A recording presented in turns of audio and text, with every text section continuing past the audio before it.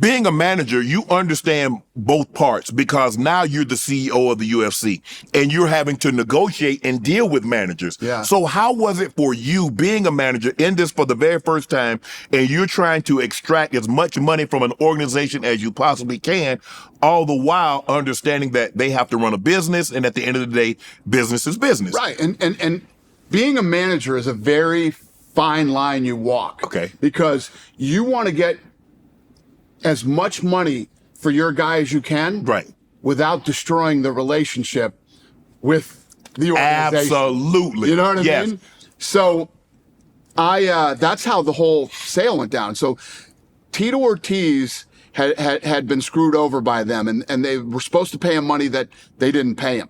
So I was trying to get Tito a new deal and get the money that they owed from before. Okay. So in that negotiation, the owner at the time, Bob Meyerowitz, flips out on the phone and finally says, "There is no more fucking money. I don't even know if I can put on another show." Da-da-da-da. And he snaps and freaks out on me. So I'm like, holy shit. I hang up the phone and I literally picked it back up and called Lorenzo Fertitta. And I said, I just got off the phone with Bob Meyerowitz. I think the UFC's in trouble. I think they're going to go bankrupt. And I think we should buy the company. So I literally had that call with Lorenzo. I gave him Bob Meyerowitz's number. He called Bob Meyerowitz, and that's what started the conversations for us to buy the UFC. So, I mean, in that negotiation is what led to us buying the UFC. Danny, you said something interesting just a few seconds ago. You said as a manager, your job is to try to get as much money as you possibly can without destroying the relationship.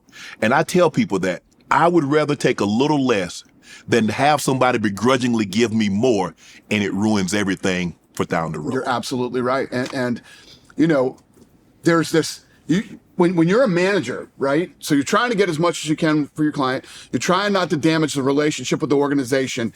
Yet at the same time, you also realize if I'm managing you, your life, literally your life is in my hands. Correct. Right? And I tell fighters this and other athletes all the time.